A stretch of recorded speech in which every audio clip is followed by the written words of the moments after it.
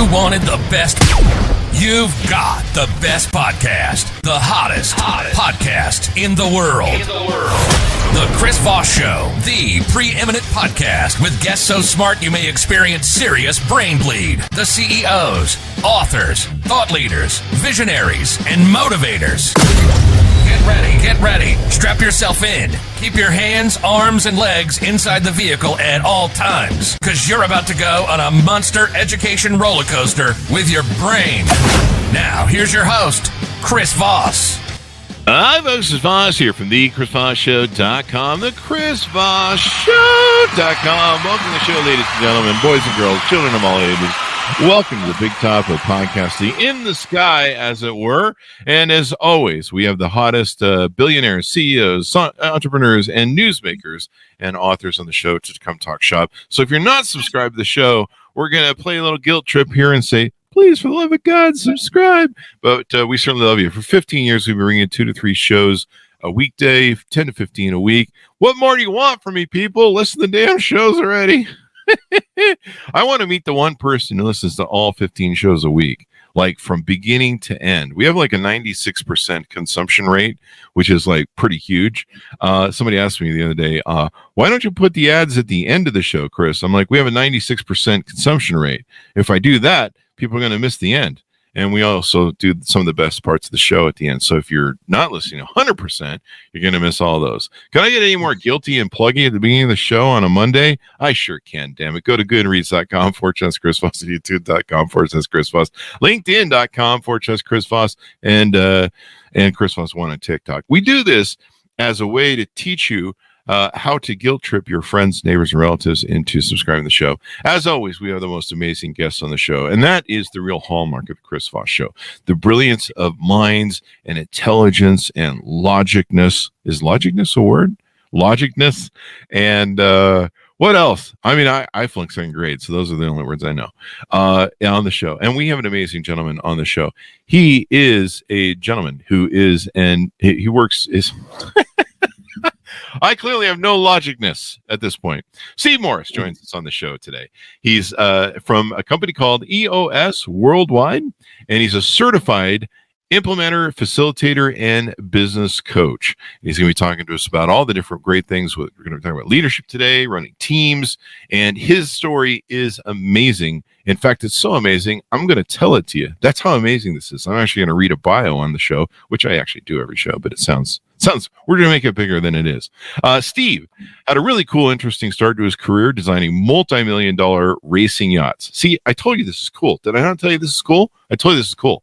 And he's building and coaching high-performance teams to help his clients win the most demanding yacht races. You know, those yachts you see in San Francisco and other places that, you know, they're really agile and light, and sometimes they crash. That's kind of fun, actually. He has run and grown a small business and then transitioned his career to become a certified PMP program manager, managing million-dollar budgets and helping the U.S. Navy launch ships into the fleet. 8 years ago, he started his own business with the mission to help business owners build better lives through building better businesses, getting unstuck, fueling growth, achieving more profit, and having more fun with their crew. Steve's passion is bringing his expertise, experience, and lessons learned with world-leading high-performance teams to help his clients evaluate their businesses, become more cohesive. That's what I need, more cohesivity in my life. I think if you take more fiber, that's what you do for that. He's healthy and helps to be healthy and organized so they can attain the results and success they want. Welcome to the show, Steve. How are you? I'm great, Chris. Thanks so much for having me. This is awesome. What an introduction. And thanks for coming. So I hope you brought what did I say? The knowledgeness? I don't know. I made up some word. I don't know, whatever the word I made up. We'll come back to it for the callback joke of the show. So give us your .com so people can find you on the interwebs, please, sir. So I'm at eosworldwide.com/Stephen Morris. So STEPHEN-MORRIS. Stephen Morris at eosworldwide.com. There you go. There you go. So, Stephen, give us a 30,000 overview of who you are, what you do. Well, Chris, I'm a certified EOS implementer, and that means that I come in and help business owners and leadership teams just get what they want from their business. Mm-hmm. So often, you start a business, you start scaling it up, and then all of a sudden you find you just can't get your arms around it anymore. Lots of people coming into the office and, problems here, 136 issues coming at them every day. And I come in, help them implement a complete proven system of a simple set of practical tools. And it helps them tamp down on all that chaos, get some calm, get some clarity, and simplify their business and take it forward. There you go. That's always a good thing. Tell us a little bit about your life journey, how you got to where you are. And, I'm always interested in those yachts. I'm sure a lot of people are fascinated by them. Those ones at the Billionaire Zone, I guess, were those the ones that they were run and, they do all those really cool things. They're kind of leaning out of the water and stuff.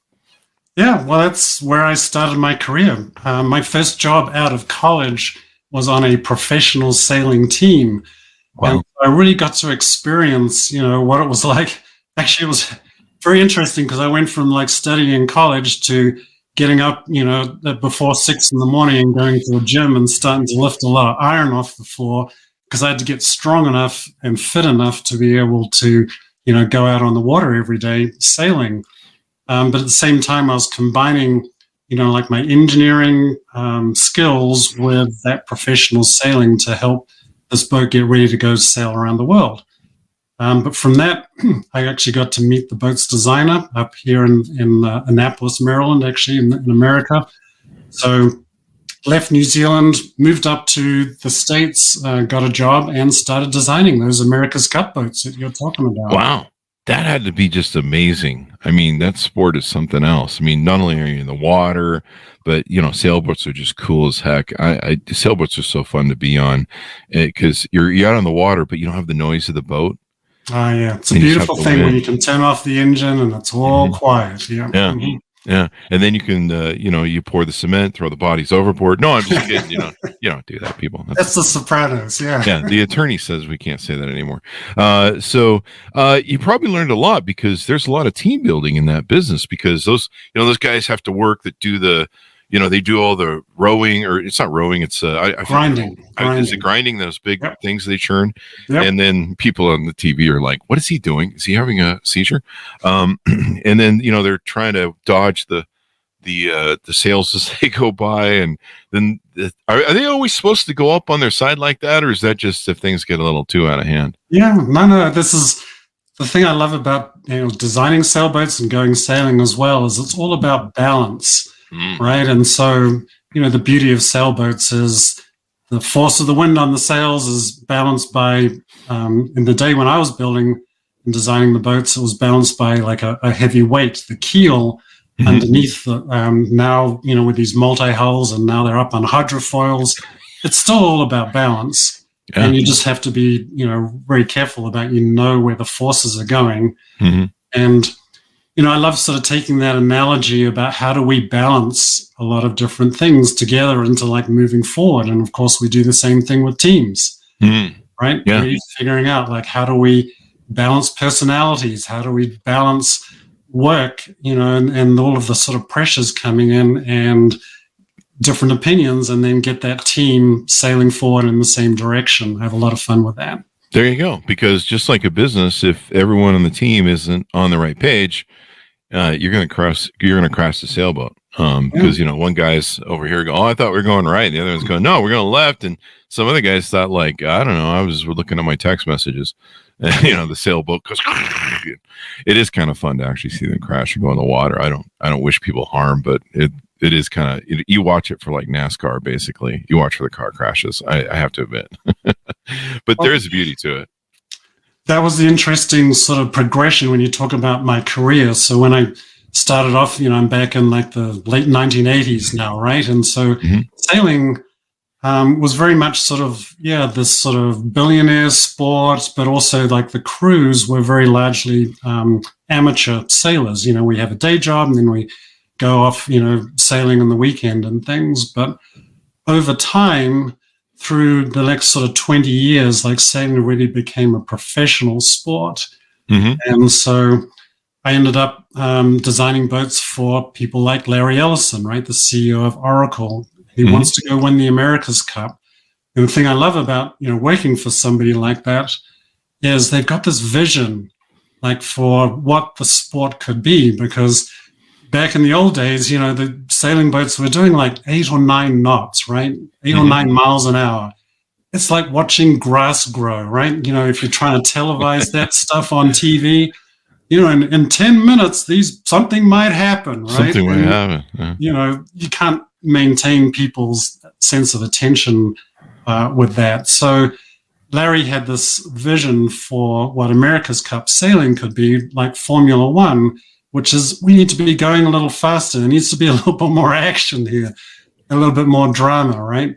Yeah. And at the same time, the crews who are sailing these boats needed to become more professional. Mm-hmm. And there's a lot of things associated with that, right? Sort of going from this amateur mindset to now we are highly trained, athletes who are coming out every day and sailing these magnificent machines to their limit. So it was a fascinating career arc that I had to see that change in the sport. There you go, and probably getting people to perform to the point of their limits too, right? On the team. Yeah, well, back in the late 1980s, it used to be like you go to the bar, it was a pub, we call it back in New Zealand. Uh-huh. There was a lot of that going on, right? But, the reality is now, if you are a world-class leading athlete, you can't do that sort of stuff. You got to look after your body, you've got to look after your mind, and you've really got to be raising yourself up to be, performing at your peak in many different aspects. And I see the same things in business too. Like none of this is any different from bringing a leadership team in to a company and saying like, here's our goals, what's in the way of getting there. Let's get our vision in place and let's go. There you go. So let's talk about what EOS worldwide and working with you does for them. What sort of services do you offer? What do you help people with? I notice you have an EOS model here, et cetera, et cetera. Yeah. So EOS stands for the Entrepreneurial Operating System. And it really just is a complete proven system of a simple set of practical tools that we come into a business, help that business owner and their leadership team get what they want. Mm-hmm. At the heart, when I'm working with my clients, I'm working with them on 3 main things. And we call it vision and traction and healthy. Mm-hmm. So vision from the standpoint of what is the vision for your business? Where are you guys going, right? And how are you going to get there? Because so often when I'm starting to work with a group of people, I find like there's 5 different opinions about what that is in the room. And I need to get all of those on the same page, and heading in the same direction. Isn't that interesting how companies are missing that key element of vision? And it's so easy for companies, especially when they get larger, to have so many people going so many different ways. And even if the company does have a vision, if it's not implemented right, that vision can be lost.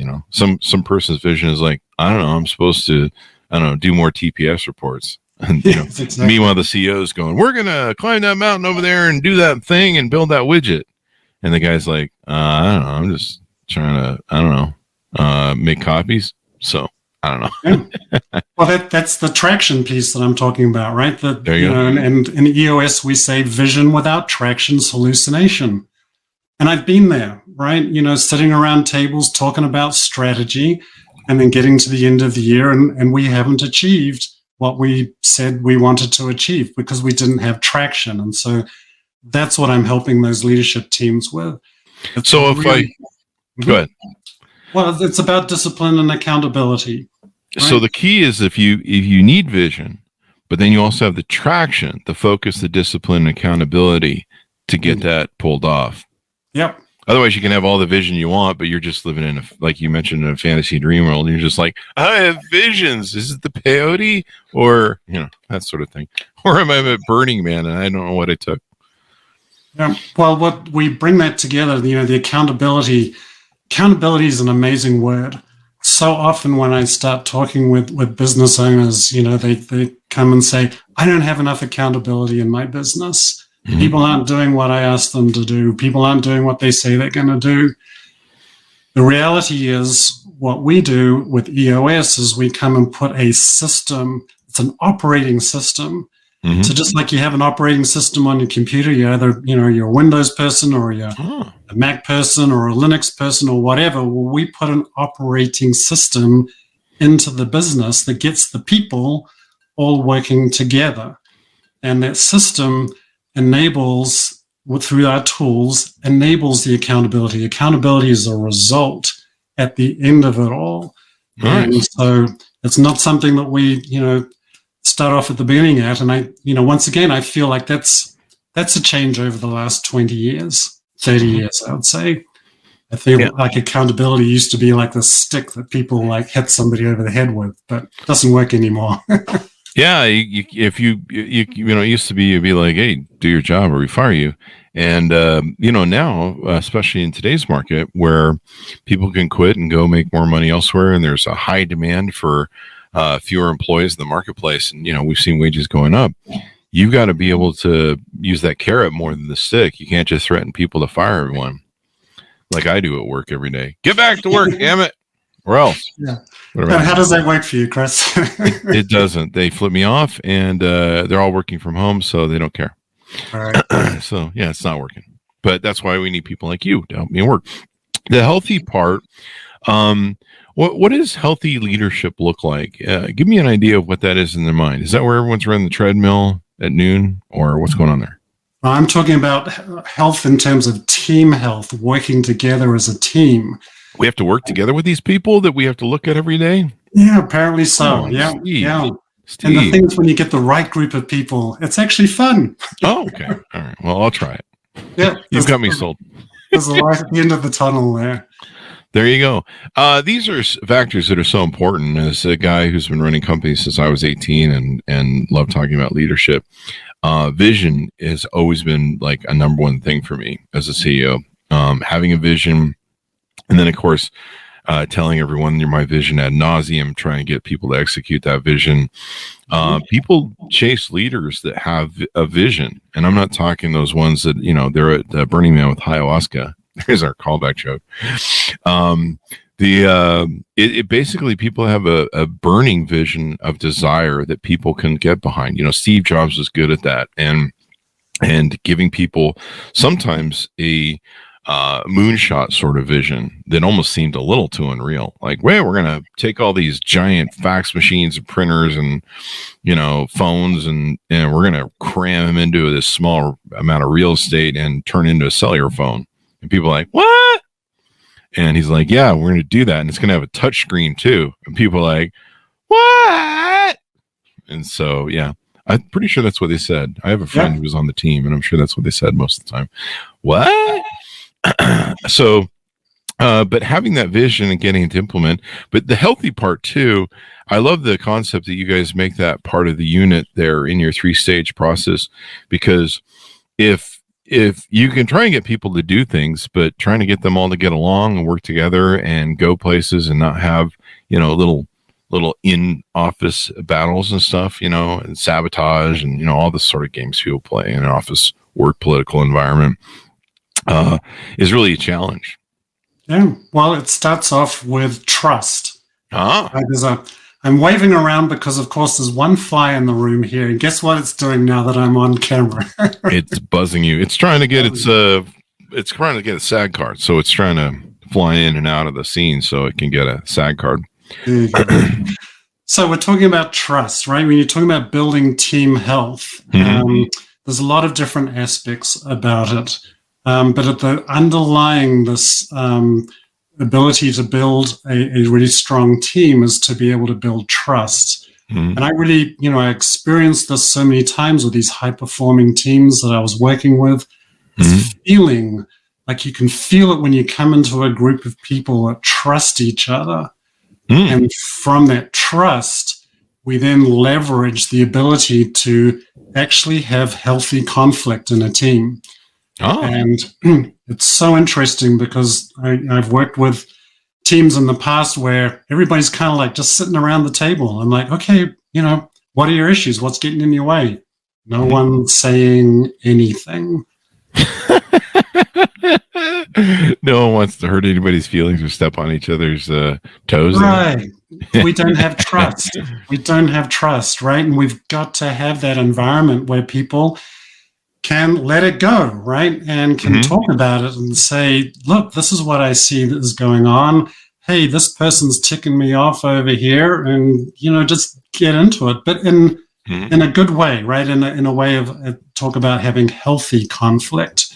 Because if people are buttoning that stuff up, if they're stuffing it down inside and they're not letting it out, then when things go pear-shaped, as I say, then that's when the real, all of that stuff comes up, and it's not going to be good.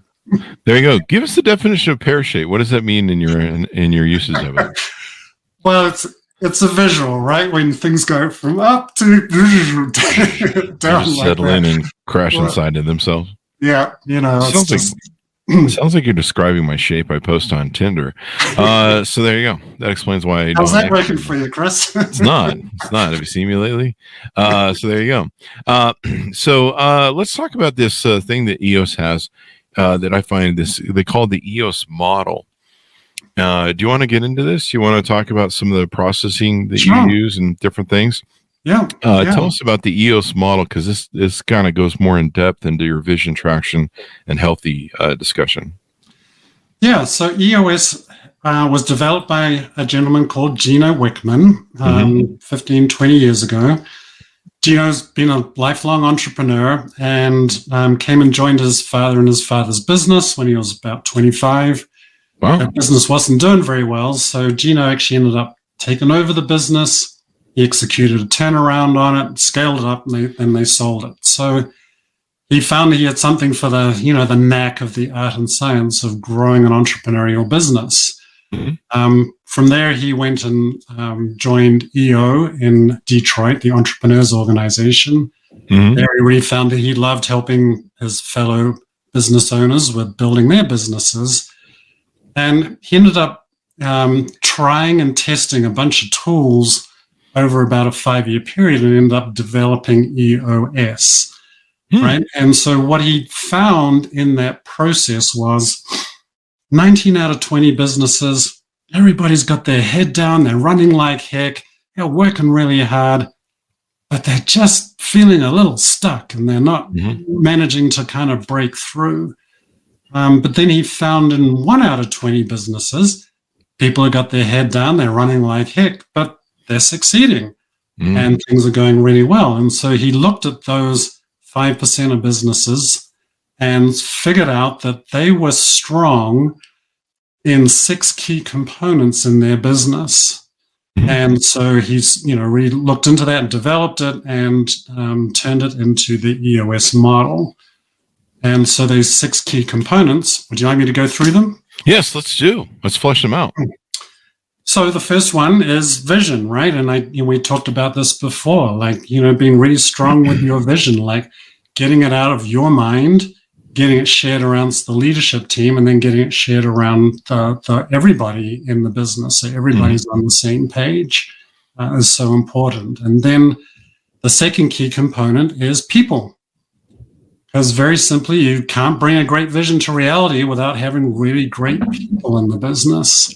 Yeah, people are really important too. People are people, right? Yeah. So we have a bunch of tools in EOS for helping you, cut through all those terms out there like A players and superstars and top quartile, and really sort of get right down to the heart of what makes great people for each business, because it's unique. To each business, to each team. From there, the third key component is data. It's about running a business on facts and figures and objective information, getting away from feelings and egos and all that sort of subjective stuff that so often comes up. Well, let me throw something in your gear there. There's all sorts of people now that say we need to be more emotional in business. We need an emotional quotients and emotional intelligence and stuff. And I don't know, man, but what seems to get emotional, you seem to end up at HR. I don't know. Is that me or what's that about?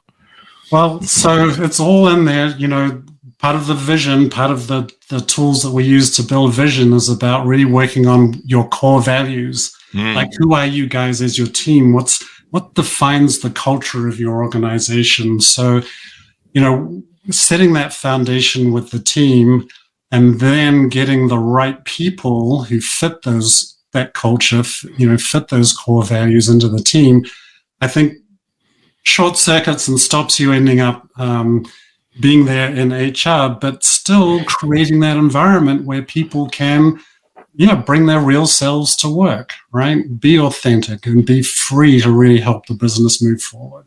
There you go.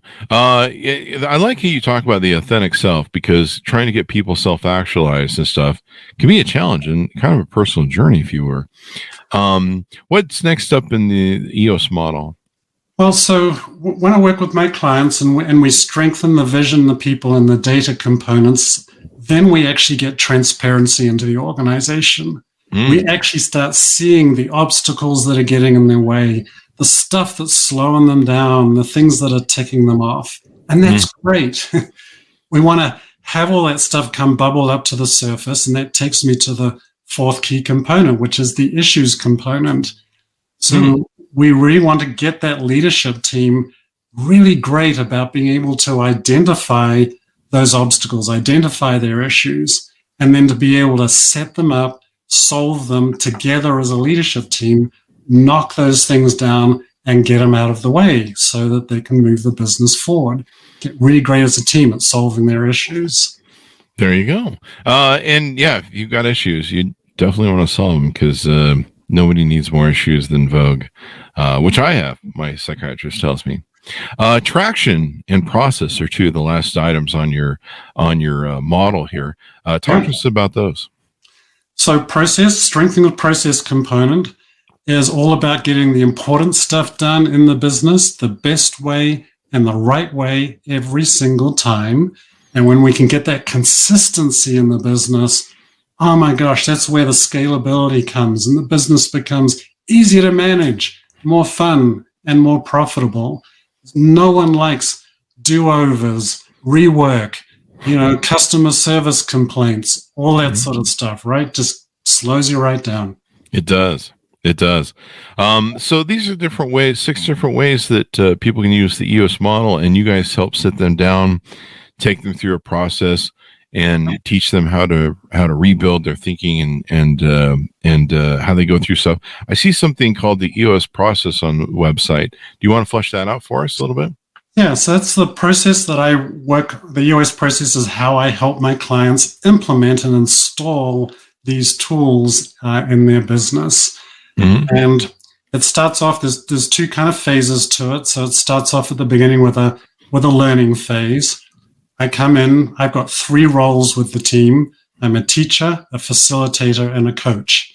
So I teach a set of tools, right? I facilitate that leadership team's conversation about how they want to implement those tools in their business. And I coach them. I coach them along the way. I listen to them. Here's what they say they want to do, and then coach them on what's getting in the way, what can we do differently, and move them through. So at the beginning of the process, I'm teaching a lot of new skills, a lot of new tools. But it's a great part of the process. I love it because typically, somebody engaging with me at the beginning doesn't have a lot of those things in the business. Yeah. It's interesting how they're kind of flying by the seat of their pants sometimes. Yeah. Right. Yeah. They're just like, I don't know, we start a business and we make widgets, and we're trying to figure it all out from there. One of the low-hanging fruit that's an amazing thing is a lot of leadership teams just aren't meeting on a regular cadence. They might schedule a leadership team meeting, but it's the first thing that gets canceled when there's we got to go on a sales call, we got to do something else, so blow that one off. And yeah, every time I get bad customer service, or I see where someone has created a lot of barriers or walls or hoops for a sales process to go through, a cart process or buying process, I was complaining on Facebook about experience I've been having lately going out to eat in mid-level to high-level high fine dining, that's the word I'm looking for, places. And it seems like I either get one of two things nowadays. I either get bad food that misled on Yelp by the reviewers who evidently have no taste, or I get bad service. And I can't find, it's very hard for me to find a restaurant anymore that gives both. And I remember I was joking about how, like, the last person I went to that gave me, they had really great food. They had great plating, great environment. Everything was great. They just had untrained, unskilled waiters. And I think one of them might have been a or a manager. And I know it's hard to hire in this environment, but you can train people once you hire them. You know, there's this thing called training. Which is what you do, help people do. And I always get this imagination whenever I see bad service or bad sales, and I just go, I'm taking my money elsewhere, that people are probably sitting in the back having a meeting going, damn it, we need to figure out why to have more sales. In fact, cancel that training of the waitress and let's have a meeting on why the sales aren't working. No one wants another meeting, right? This is the thing. Or training, for that matter. Or training, yeah, right. But at the end of the day, because we're people and everybody's got, different opinions and different ideas in their minds, it's like we do have to get together and we do have to sort this stuff out. Otherwise, it is going to be chaotic. I mean, probably some of these experiences you're having is there isn't this cohesion, right? Yeah, somebody's not training somebody. Let's suss that out a little bit. Why is it important for companies to invest in training? Like we've been talking about how, oh God, we have to take time out for training. We don't have enough time as it is because we're chasing our tail because our systems are so messed up. Why is it important to make an investment in training? Well, I'll answer this in a couple of different ways. So when we're talking about getting these really right people, to come and join the team, we talk about right people, right seats, okay? And this is a term from Jim Collins, who wrote Good to Great 20 years ago. Right people are people who share your core values, right? They're really like fit in and we're part of a team, okay? And then right seats are people who are really great at their job. They've got the talent, the skills, the experience, the expertise to be really great at their job. And one of the lenses that I use for this is something called GWC. And this stands for gets it, wants it, has the capacity to do it. Okay? And so the reason why I'm talking about this is because it is hard to hire people, right? It's been extremely difficult these last, probably about 5 years, and it still is. I'm seeing with my clients, it's difficult to find good, competent people to show up on the job. And so, we have this lens, gets it, wants it, has the capacity to do it. Do they fundamentally get the job? Do they understand what's required in the job? Do you see the neurons in their brain connecting when you explain the job to them? And then wants it means, do they roll out of bed in the morning wanting to come to work, wanting to come do this job? And, I do joke about it, right? And I see you're smiling too, because you fundamentally can't pay people to get a job or to want a job. It's got to come from inside. Definitely. Right? And they got to want to do it. They got to want to be involved. They got to see the bigger vision. They got to feel like they're contributing somehow. Exactly. Yes. So you're getting it now. And so the leaders of the organization have to paint that picture. They have to say, this is where we're going.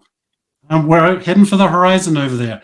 I don't know how we're going to get there, but follow me. Like, let's go do it. Right. And so this capacity, people do come into jobs with innate skills and talent, but what I really do see is that organizations do need to train people up. And so many of my clients will say, like, just give me a good person and I will train them to do the job. Right. And I've been guilty of that. Yeah. Well, it's a thing. And so I think, in this current labor market, just really being able to look and see about what it is that you need to get done, and then to find good people who fit your culture, who sign up for your core values and share in those core values and share and want to be a part of the vision for your organization. If you find people like that and bring them in, then training is, your ability to, your lever to be able to bring that person truly in and make sure they're a right person in the right seat, helping you take the business forward. So I think, it's absolutely key. There you go. Well, this has been hugely insightful. Give us your final thoughts and tell people how they can onboard with you. What sort of client you're usually looking for that, this is a fit for them. This goes out on the LinkedIn newsletter and stuff like that and LinkedIn. So, what client is best that you're looking to work with, et cetera, et cetera. Yeah, Chris. So ideal clients for EOS are business owners who want to grow their business, but maybe they're feeling a little stuck, right? They've tried a lot of things in the business. Maybe people, confusion, or we've had a ceiling with revenue, so feeling a little stuck, but want to grow and are open and willing to be vulnerable, really, with themselves and with everybody else in the room in the greater good of taking the business forward. So it's about a mindset. And what I see in that is truly also being more afraid of the status quo than you are of change, right? That's a big divider that I see, because some people, they want to hold on to the status quo. They're going to go down with the status quo, right? Okay, they're not going to be a good client for EOS and having EOS help them grow their business. Sweet spot for us is 10 to 250 employees. Mm-hmm. It's all about people, because EOS it's just a way of harmonizing and orchestrating all of the human energy in the business. So if those things fit, if you're feeling stuck and you're willing to be open to go do the work, then by all means, reach out. And so by email is probably a good way. So steve.morris@eosworldwide.com is a great way of reaching me. There you go. And then give us your .com on your website too. So that was eosworldwide.com/Stephen-Morris. There you go. Well, Steve, it's been wonderful to have you on. Very insightful and great business discussion on leadership and business. Thank you very much for coming on. Thank you, Chris. It's been great talking with you today, and thank you very much for your time. Thank you. Thank you for your time too, as well, sir. To my audience, thank you for your time as well. We couldn't do it without you. Go to goodreads.com/Chris Voss, LinkedIn.com/Chris Voss, YouTube.com/Chris Voss, and Chris Voss 1 on TikTok. Thanks for tuning in. Be good to each other. Stay safe, and we'll see you next time. And there we go. We're out. Steve, got it in the can. Great discussion.